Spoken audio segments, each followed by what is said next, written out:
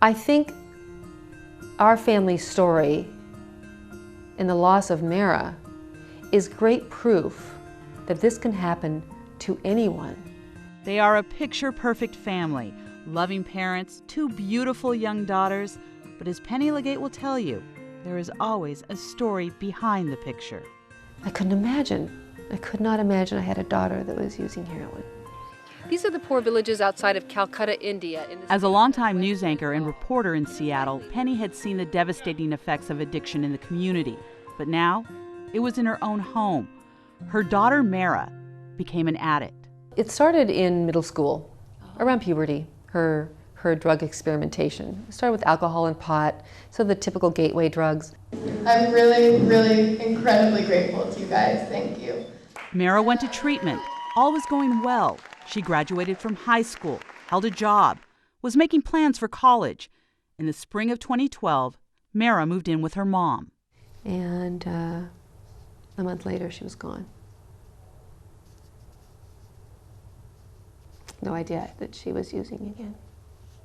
It's every person's worst nightmare to lose a child. But this horrible drug that just takes people over and is so misunderstood and judged. People want to judge people who use. They just don't have any idea what they're going through. Just in the past 6 months, I've had to put 5 officers' kids into treatment for heroin. I had never seen that before. The Seattle Police Department knows only too well what Penny and others are going through. They are on the front lines of battle, dealing with substance abuse and addiction every single day. It's a crisis, and it is increasing, every day, and it's getting worse, and there's no sign it's going to get any better. And so we have to basically start thinking outside the box and try different things in order to help deal with this epidemic. And it was on June 12th, 2012 that I lost my daughter Mara Williams to a heroin overdose. That's where Penny Legate and her daughter Mara come in. After her daughter's death, Penny started the Mara Project, and with the funds raised, the project will provide Narcan kits to Seattle police officers. This is a collaborative effort and a great example of the community, the police department, and the fire department coming together, harnessing our resources, focusing on those struggling with addiction, and ultimately our goal is to save lives. This is what creates it to go and makes it a mist that goes into the nostrils. The application is simple. Narcan is a nasal inhalant. It works by blocking the body's opiate receptors and can almost immediately reverse the effects of a heroin or opioid overdose. You're pushing the vial up into the nose, and you're trying to deliver half in one side, half in the other. After a training session, Seattle bicycle officers head out onto the streets of Seattle. Onward and upward.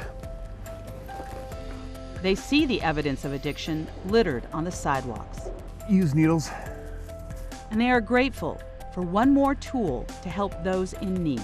Most people, I would say, have some experience, good and bad, with addiction, and trying to solve it is a huge challenge. It's a cultural and a societal challenge. After being revived, the heroin user will be sent to the hospital and connected with social services and treatment. Oh man, I'm fine. Well, let us know if you need anything, okay? Penny has run into her share of judgment, those who believe addicts are responsible for their own suffering. But before she died, Mara told her mother, "We are not throwaway people." Penny hopes by providing Narcan kits to police officers, she will honor her daughter's words and memory. Well, this is a very tiny piece of a huge puzzle, but it is something really tangible. And if we can save one life, the Mara Project's done its job. And Mara would go, "Yeah, Mom, good job." Watch CityStream Thursday nights at 7 on the Seattle channel, or get video on demand and podcasts anytime at seattlechannel.org.